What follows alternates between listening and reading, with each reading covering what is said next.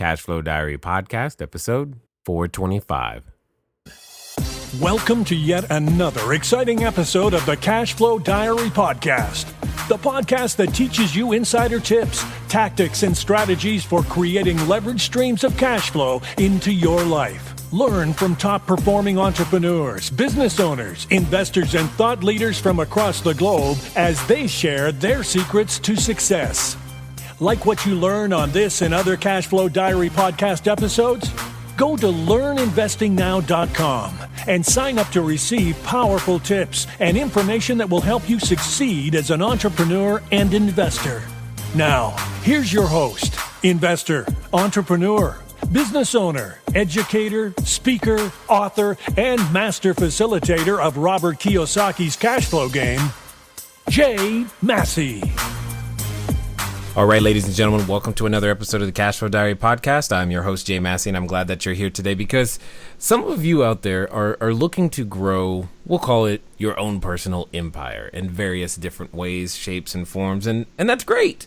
And others of you are just trying to grow a smaller version of that empire. We'll call it just a small little fiefdom. Either way it goes, your workplace has a culture. Your workplace has, well, people in it. Your business is a collection of individuals who are all working towards a common goal. But my question to you is, do you actually understand, acknowledge, value, and or appreciate the unique abilities of the individuals that you currently are working with? Today's guest is going to help us with things like that and more. I have with me today none other than Richard Nesbitt. He is the president and CEO of Global Risk Institute and has recently co-authored a book, Results at the Top, using gender intelligence to create a breakthrough in growth. Now, what I like about that is the breakthrough in growth. And if you're like me, you're like, what's gender intelligence? I understand. We're going to find out today, guys, and we're going to use it to make sure your business grows. So help me welcome Richard Nesbitt. Richard, you there? Yes, I am. Thank you. Glad to have you. Glad that you are here, sir. Now, this being the first time that you are here, I have to ask you the same question I tend to ask everybody the first time that they're here. Are you ready? Go ahead. All right. I tend to look at today's entrepreneurs a lot like yesterday's superheroes. You know, Batman, Robin, Wonder Woman, etc. Because I think entrepreneurs and superheroes have a ton of things in common. For example, if you can imagine, occasionally entrepreneurs, we look at ourselves and we think we're, improving the lives of our customers, or we can even imagine ourselves saving them, sometimes occasionally dressed up in capes and tights, etc. But also like a superhero, an entrepreneur has a beginning. So if you think of, say, Spider-Man, there was a time where he was just a kid going to school, taking some pictures, trying to make sure he had some money so he could eat. And then one day he gets bit by a spider and realizes, hey, I've got this new skill that I get to use for good and or evil. So my question to you is as follows.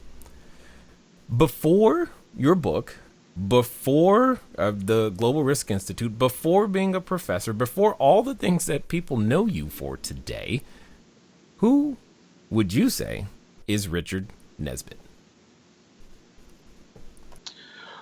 Well, that's a very good question. I would say that I am a simple person generally. I was born on a farm, raised on a farm. I actually went to a one-room schoolhouse for several years and was able to, through education and through, some good fortune,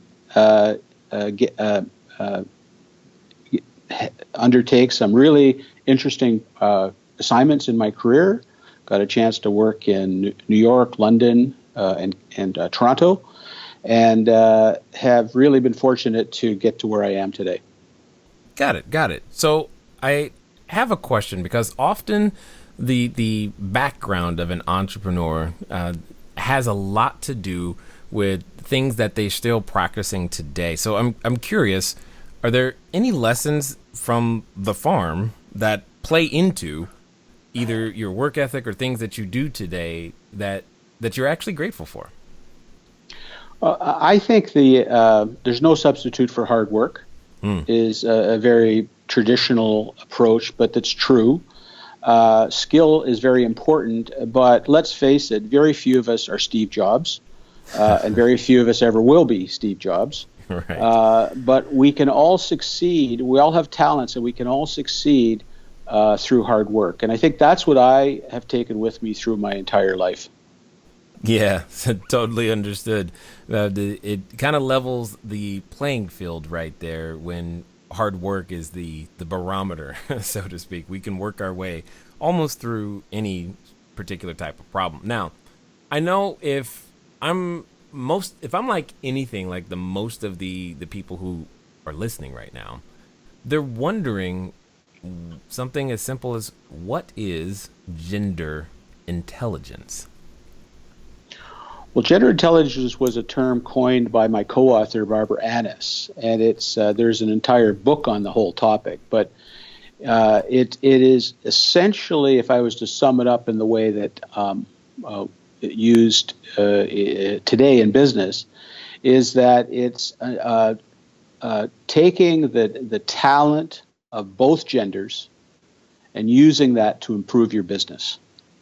So the combination of men and women together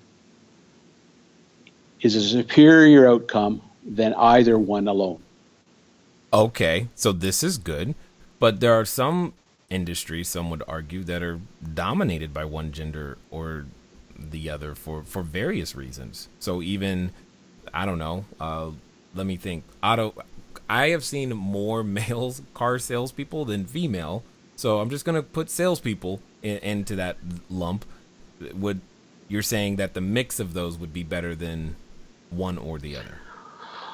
Well, normally I focus, and the book focuses on leadership. So we're looking at management people, and we're looking at boards of directors. So what our focus on the leadership side would say, yes, it would be. So a combination of the talents of men and the talents of women together in leadership is a superior combination to one or the other. Totally understand. So what has been some of the discovery, like when you say improve business, that can, many of us that are listening can translate that in different ways. Some, does that mean my workplace is more fun, or does that mean that we earn more money? Does that mean that we have lower expenses? What does it mean when you say improve business using gender intelligence? Well, first and foremost, it does mean improved financial performance. Okay. And so that would mean improved earnings, improved cash flow, improved dividends, and ultimately improved stock price. So that combination has been showed in study after study after study, the combination of men and women in leadership to be superior in generating those traditional things that are called shareholder value. But it goes even beyond that. Okay. It actually has been proven that having a diverse management team creates value beyond just the shareholder value, but into other things like innovation, into environmental record, into employee satisfaction. So it's not just the soft things, and it's not just the hard things. It's actually right across the entire board of benefits. Okay, so you're saying a gender diversified management team relates to a higher employee satisfaction? Yes, it will. Yeah, it will. Explain, please. Because your employees are looking at management, as role models and leaders. And if you have an employee base that is looking at only one gender, that is actually excludes the other gender. And so all the employees that are not that aspire to that leadership position will feel excluded. Interesting. People want to know that if they work hard and if they have the talent, that they can move up without impairment based on their gender. Agreed. And being a father of daughters, I want that message to be there, but I don't feel like that's the common message women hear in the marketplace. Why would you say that's the case? Well, I think it's changing. I think it's been a long history of in this area. This challenge has gone back many, many decades, and it's starting to change. But I think that there's the research on the impact of having diverse management teams is only approximately 20 years old. Mm-hmm. So it's really only becoming understood now that what a significant impact it can have. And by the way, this is not only in United States or Canada or the United Kingdom. It's right around the world. It applies to China. It applies to throughout Europe. It applies to every country, South America, and so the research is fairly new. 20 years is not a long time, and things are evolving, but it's still going to take some more time. Okay, and now you mentioned that it has a worldwide impact. It's not necessarily related to any particular country, but is there any particular industry maybe that benefits more from this than another, or is this just across the board? Yeah, we haven't seen any industry specific numbers. It's generally across the board, and what the research has shown that as you add women, say to a board of directors, for example, mm-hmm. as you add women to a board that used to be only men, you consistently get benefits all the way up to gender parity. Interesting. Okay, so just because I'm curious now, what about the inverse of that? What if you were adding men to a board that was women? Same thing? Well, there's not that many of those, but you have to expect that the same would apply. That one type of person dominating a leadership team or a board does not provide the best solution for the operation of that company on behalf of the shareholders. So we would expect, there's very few examples of that, but we would expect that to apply as well. Got it. Okay. So and now you made a distinction up to gender parity. Is there a law of diminishing returns or something going on after that? Well, the research is unclear on that. There's not enough research, there's not enough data points to really understand what happens if you go beyond that. People would, generally you would expect that there would be, once you move past the gender parity, there should be, the theory would be that you start to have diminishing returns because you start to go the other way. But there's not enough research on that to really be conclusive. Okay, got it. So you mentioned earlier that one of the things was also financial performance. So when you say financial performance, obviously we're talking about earnings, etc. But is it really significant financial performance or just incremental improvement?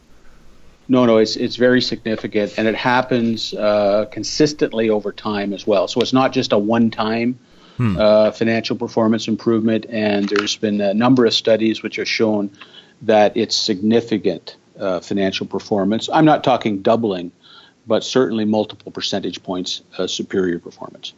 Interesting. So if there's a company or an entrepreneur listening right now, and you saw that their board was primarily one gender or another, one of your recommendations might actually be to go find the gender, or find someone else who could also be on the board that's of the gender that's in the minority? Well, that'd be a good start. Generally, it's a lonely place if you add just one person of the other gender on that board. And there is some studies that say that you need to get to a certain percentage before you really start to see the impact. And some research has shown you need at least 3 directors who are women, or 30%, in order before you start to see the significant benefits. But there is also research that shows if you have a board that's all men and you add one woman, you will see improved performance. Huh.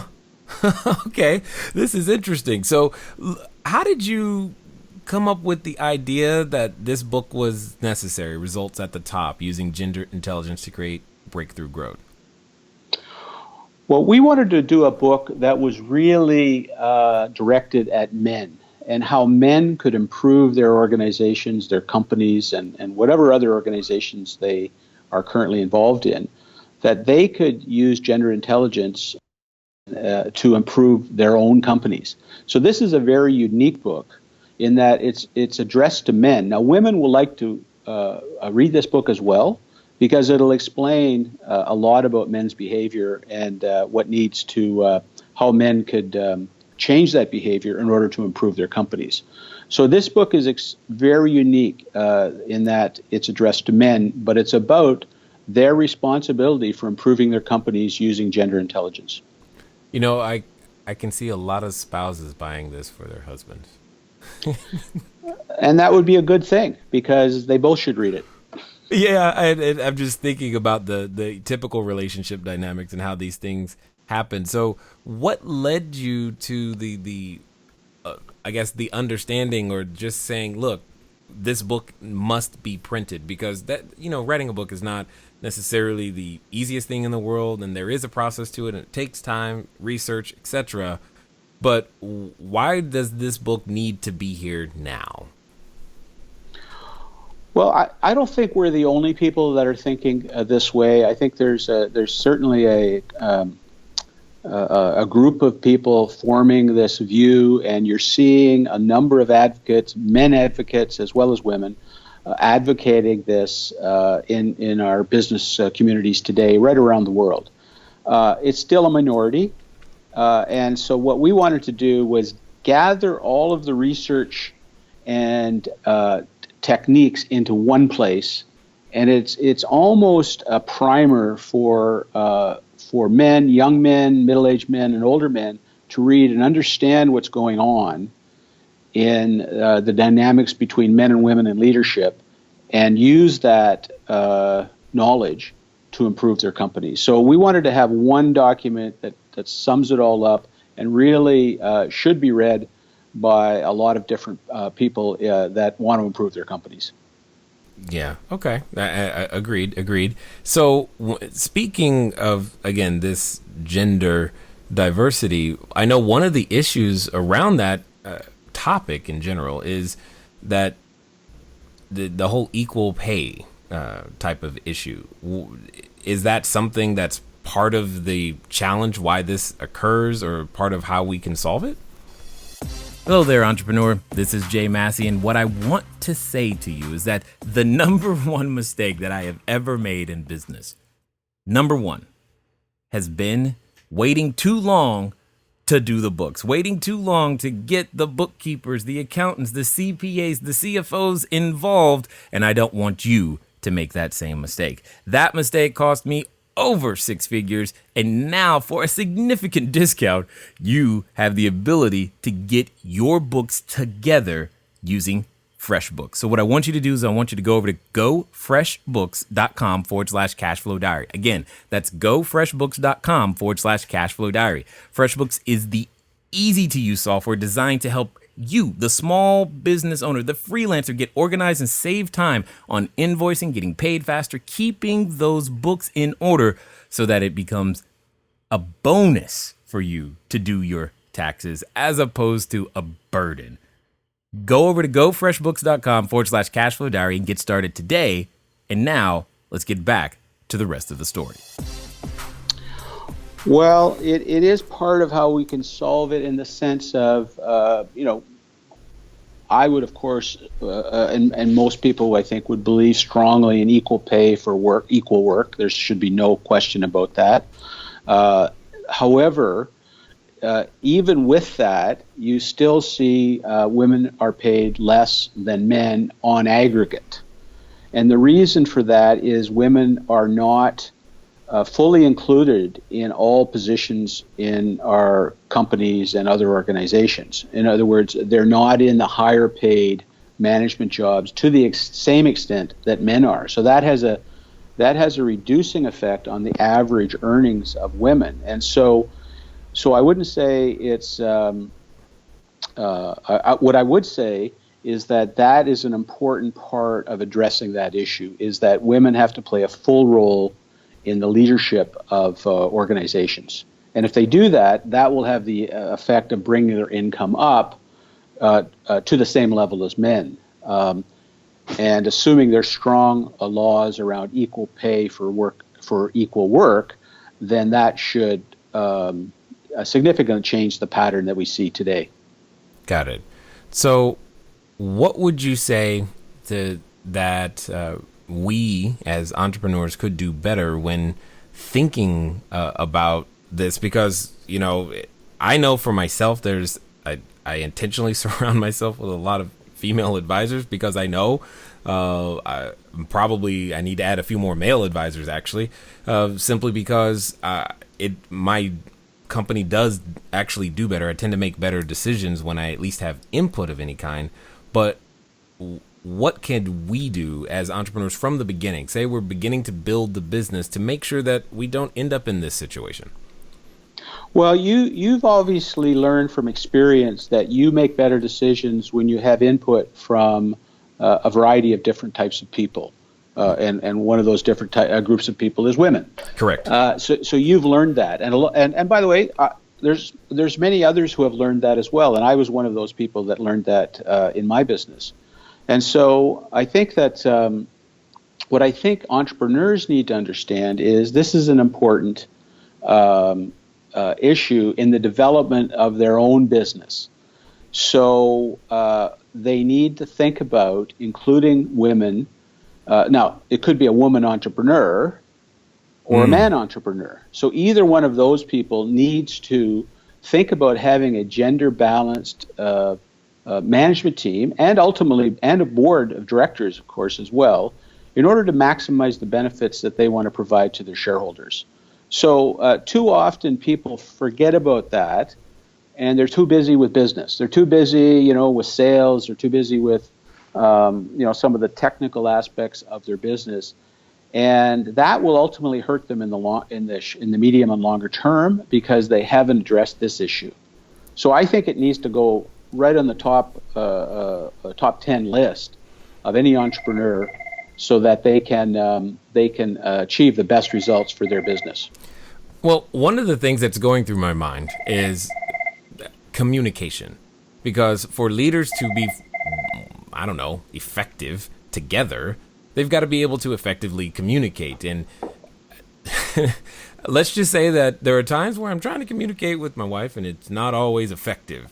So it would seem to me that there's also got to be more to just having, it's not just any male or any female. It seems like there seems to be additional skill sets that would be required to make this work. Well, I would say two things about that. First of all, your relationship with your spouse is not a business relationship. It's a different kind of relationship. And I'm sure she feels the same way about you. Definitely. And that has nothing to do with business. And those relationships will carry on, and they're very complex, and I'm not an expert in that. But what we do know is that yes, it's important to always hire the best person. But if your best people if you're a male and your best people you hire are always male, you're not going to perform as well as you would if you had a diverse management team. It's been proven. And so you have to work hard to find that gender diversity and gender balance that may have eluded you in the past. And that is, and companies that do that will perform better. So that may mean you've got to move out of your comfort zone. And let's face it, people tend to hire people like themselves. And you've got to move out of your comfort zone because that is not going to lead to the best outcome, having all sorts of people who are just like yourself. Agreed. But you're bringing up something that in my head I keep thinking about is, what if we can't find a quote-unquote qualified candidate of the opposite sex? What do you do then? No, you should always hire qualified candidates. No one's saying that you should just go out on the street and hire, somebody walking down the street. Of course not. But what that means is, if you're going to go hire somebody, Are you looking at a diverse enough source of people that you're hiring? Are you including that criteria in your hiring criteria? Are you interviewing a diverse set of candidates?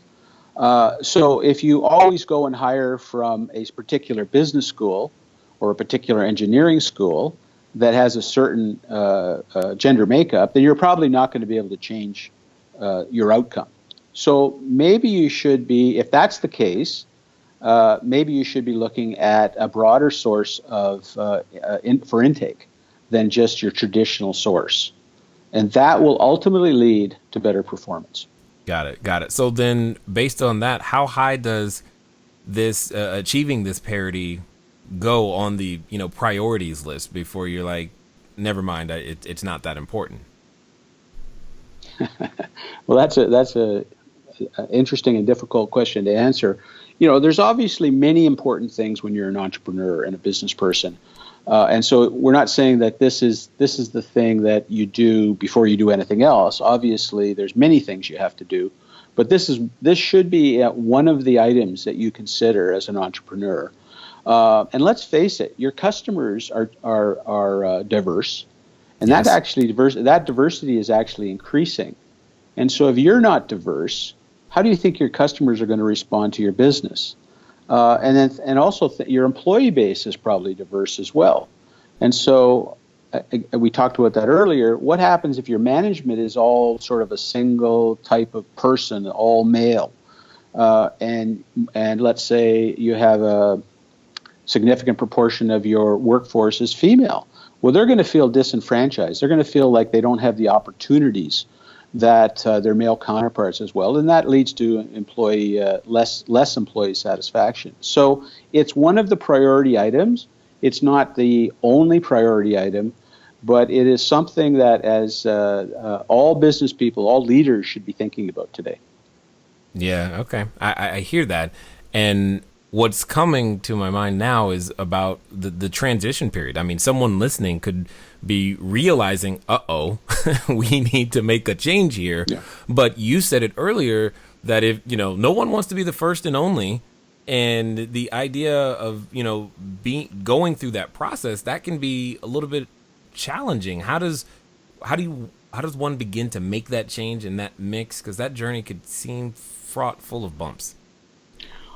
Well, it will be, and it's going to take time. If you're starting from zero diversity, it's going to take time. You're not going to be able to do it all at once.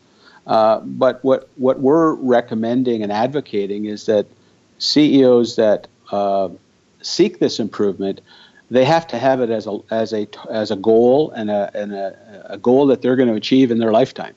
Too often, this has been a goal that somebody else is going to achieve in some other lifetime, and that's not going to be sufficient for them to reap the benefits of this. So yes, they have to give themselves enough time.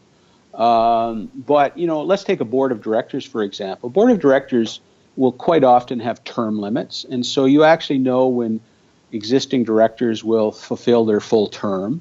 And then what you have to do is you have to prepare for that and have sufficient candidates of both genders that can replace that person when the term limit occurs. And so there needs to be more work done. If you just leave it to the last minute and say, I didn't know that person was retiring, now I need to replace them, the tendency is you just go back to people you know. And you tend to just pick people who are kind of like yourself because that's who you're comfortable with. So more forward planning and knowing and believing that this is something that is important and will improve your company, but it is going to take time. Yeah, I can see it taking time. It seems like it would be to some degree a really long time in order to actually reap the benefits. So with that thought process in mind, what kind of expectation should an entrepreneur have for being able to see the results from beginning to make these changes? Is this a 1 year, 2 year, 10-year process?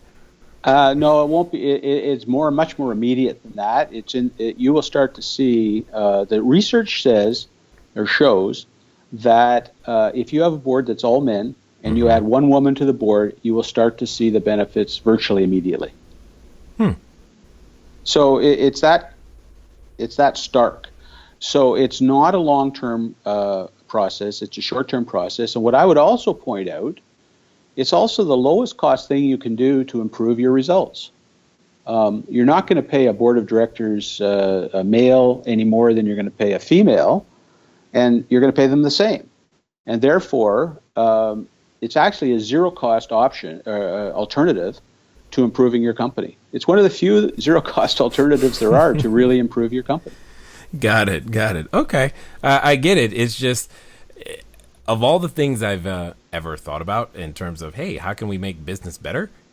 Gender diversity was not on the list. And because of that. And I think you're like maybe, a majority of men. I must say, like, you're no different than a majority of men. Not that you're against gender diversity, and not that you're against it, and not that you don't believe women should have an equal place in society. You're probably in favor of it. It's just that it wasn't important to you. It's not your issue. You don't really know what to do about it. This is where most people are. They're not against it, but they just don't know what to do about it. Well, and that's kind of my point is, why is this not brought up more? I guess because there are certain things that, as I'm listening to you, I'm going, well, that kind of makes sense. Decisions are better with advice, and if that advice is diversified, and one of the diversification points happens to be gender, it would seem to make sense that this would be something that's way more common. Now, you did say though that I have the viewpoint of most men. I was like, cool. So which actually made me wonder, does that mean women typically have, by default, whether they know or not, more diverse boards? Well, there's very few examples of that. I would say that, just anecdotal experience says that, women tend to hire more women. They're more comfortable hiring women than men. Now, that's a broad generalization. So one of the secrets of improving your gender diversity in your leadership team, every woman you bring in, it gets easier, okay? Because they will then seek other qualified women to come in and support that management team. But there's not enough data points to really understand what happens in boards of only women. There's very, very few examples of that. Got it. Totally understood. But it does explain my CFO's recommendations right now. So I get it. I get it a lot. So I definitely appreciate the time that you're putting in here. So I know there's a number of people who are listening that probably want to understand more about what you guys are doing, and maybe even pick up a copy of the book. What's going to be the best way for them to connect with you, sir? Well, the book will not be out until June 6th in bookstores. So I would suggest, if you want to make sure you get a copy early, is go on Amazon and search results at the top, and you'll be able to order a pre-order copy of the book. And that's the best way at the moment. It'll be out in June. Awesome. So as we wind down here, I've got one more question for you, because I think your answer is going to be interestingly unique. And for a moment, let's pretend that someone listening, they're standing in front of that, what I would call the superhero outfit store. They're ready to take their business to that next level, or even just start, for that matter. However, they have a companion, and that companion comes in the form of a voice, and that voice says things and reminds them of, all the things that they can't do, why it won't work, etc., etc., etc. And for some people, they're even related to that voice, so they hear it a lot. My question to you is as follows.